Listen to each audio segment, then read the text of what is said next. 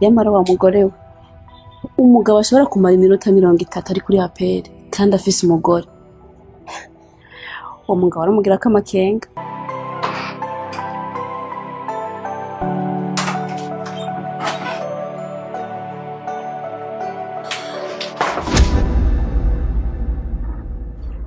She wabaye iki gutahura umeze uko? Sinigeze nizere ko unyibagira. Ningiye twe turimwo neza. Ariko wowe ni wegeze umuntu.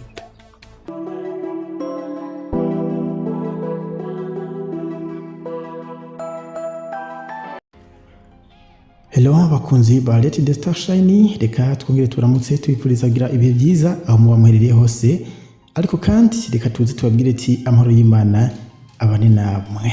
Rero ku muntu yoba atarafyonda s'abone cyangwa se subscribe ashobora kurabana nyine munsi no video akaraba handitse s'abone cyangwa se subscribe, biravana n'ururimi telefone yawe iba irimo cyangwa se ordinateur. Rero reka tuze neza nino filime ushobora kubona ko yaranze umwaka wa 2026, ariko turagaruka niyayikurikiye n'iyindi yayikurikiye. Bisanzwe tugira tuze na filime zigira kuri 3 zaje kurangiza umwaka, ariko imwe ikibandanya kugera kuri no munsi. Urumva rero guys ko ibintu biba bikomeye cyane, ibintu biba bihambaye cyane. Rero filime zahatwitse harasha mu mpera z'umwaka, hariho filime bise Agatsirikwa Ntigahere.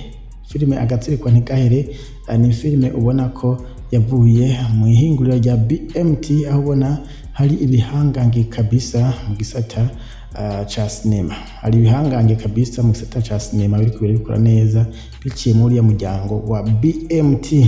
Rero nawe reka kubakeza kuko ibyo bari barakora ni ibintu byiza cyane. Rero iriya resi Agatsirikwa Ntigahere, hari abagiye batandukanye bagiye batubaza ati mbega iriya filime Agatsirikwa Ntigahere ati bimeze gute, ati yararangiye, ati byagenze gute, ntizobandanya. Ibyo ni bimwe n'ibindi tugiye kuba tubabwira uko bipanze, ariko mu ruhande rw'ibyo turashobora kubabwira ati ireresi Agatsirikwa Ntigahere niyo reresi yaje kuba itwika cyane gusumba izindi reresi zakinywe mu mwaka wa 2025. Nibyo harakinywe amareresi menshi cyane kandi ubona ko yarameze neza cyane, ariko iriya filime Agatsirikwa Ntigahere nibyo yaje mu mwaka uri kurarangira wa 2025, ariko nayo reresi yacifata ikibanza ca mbere mu mareresi yose yari yarakinywe muri 2025.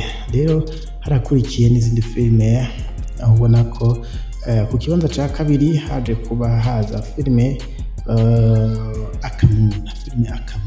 Filime Akamuna niyo yaje kuba ifata ikibanza ca kabiri.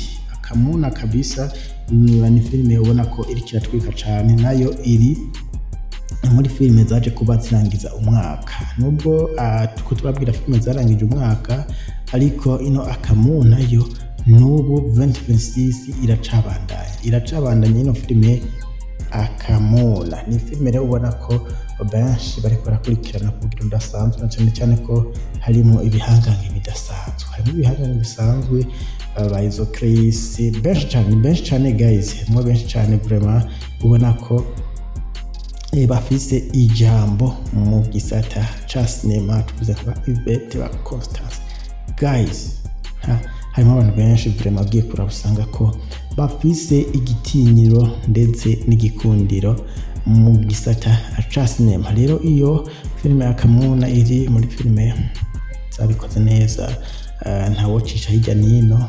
Iyi filime Akamuna niyo filime ino munsi iri kuri terrain, niyo filime tubona iriko yandika amateka, niyo abantu benshi bariko barakurikirana uyu munsi, na cyane cyane ko izindi zisa nizahagaze cyangwa se zarangiye. Ariko kandi tubagaruka ku kibazo benshi bakunze kutubaza ati mbega filime Agatsirikwa Ntigahere izobandanya cyangwa ntizobandanya. Icyo mukumane natwe kugira ngo dushobore kuba tubibabarira. Rero guys,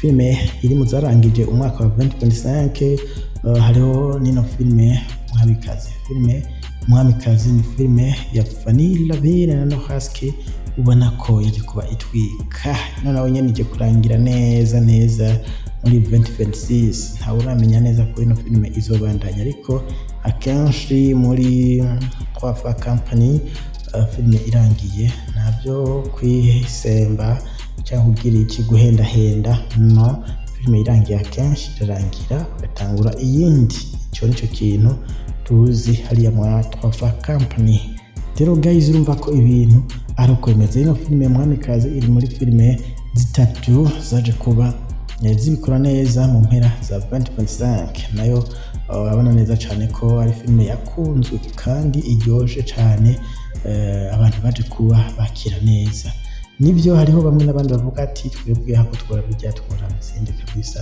ati nabiriya filime twayikunze ariko hariho n'abandi benshi cyane isinzi akugira ati nyabona Fanny Lavina no Hasket ntibigera bananirwa ikintu cyose bakoze kigenda neza cyane ku mwanya Fanny Lavina no Hasket ntabwo bakundira ibintu by'amafilime gusa ariko barafise n'izindi strategy bakoresha kugira ngo bashobore kugumana abantu babo iyo filime zavuze bakina ntabwo bicara uraraba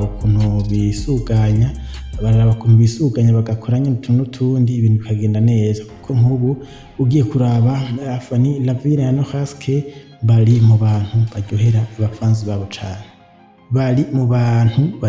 abafanzi babo cyane bakanabaryohereza umunsi cyangwa se iminsi burya mu bushakashatsi twaje kuba dukora Fanny Lavina no Hasket barakundira ikintu twokwita amaplanke mbere gusumba n'amafilme barabakundira amaplanke gusumba n'amafilme guys aho muze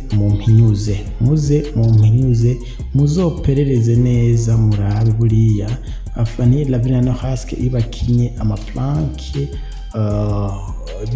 arakundwa cyane gusumba amafilme ibyo rero ni ibintu tumaze kugerageza kenshi tumaze kuraba kenshi tukabibona pe rero 2025 urimo kurangira twarabonye Fanny Lavina no Hasket ariko cyane no Hasket batangaza ko ibintu byo kina amaplanke babihagaritse batazobisubira birangiye ariko 2025 nyine turarangira twarabonye basubira kwivuguruza basubira muri bya bindi ngira bari bamaze kubona ko hari abantu bari baratakaza cyangwa se batabyakiriye neza gutyo bahitamo gusubira gukina ibi bintu by'amaplanke kandi bire by'amaplanke babifitiye channel yabyo ariyo Solution Couple kuri YouTube nayo kuri Facebook Solution Couple ntabwo ibaho Solution Couple iri kuri YouTube gusa kuko hari ugize igihe abitirira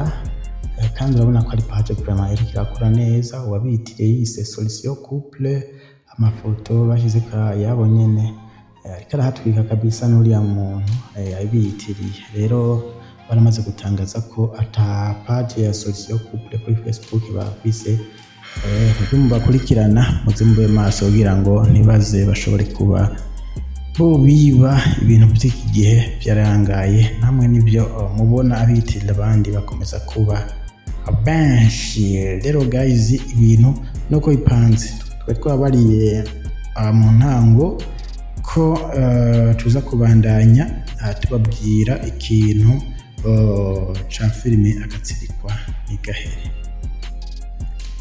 rero guys no filime agatsirikwa ntigahere ikibazo cyayo gikomeje kugaruka kenshi ariko inyishu yacu irahari nubwo idatomoye neza filime agatsirikwa ntigahere nibyo ni filime yabikoze neza cyane abantu baravuga ati wow filime ni iyi ariko rero ntabwo iya filime yabaye hit nk'iriya filime bari bise Intore Ntindi ni filime yakunzwe cyane gusumba agatsirikwa ntigahere rero bivanye n'icyo kintu babonye cyuko itatwitse birenze atanabakoma bayisaba nk'Intore Ntindi birashobora gushika iriya filime agatsirikwa ntigahere ntize ibandanye rero guys ntawo babwira ngo izobandanya cyangwa ntizobandanya ariko amahirwe menshi aza kwerekana ko iriya filime yarangiye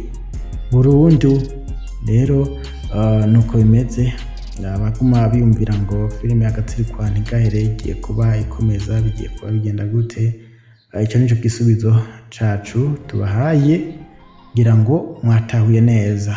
Rero guys, nta kindi nokora tari kubashimira muri mwese mwariko muradukurikirana hano kuri Let The Star Shine, tubabwira ati muri abantu bacu, muri abantu b'igikundiro cyane, turabakunda gose birenze. Imana ibahezagire, ibahe cy'umutima wanyu wifuza, kandi mugireho mubahwe.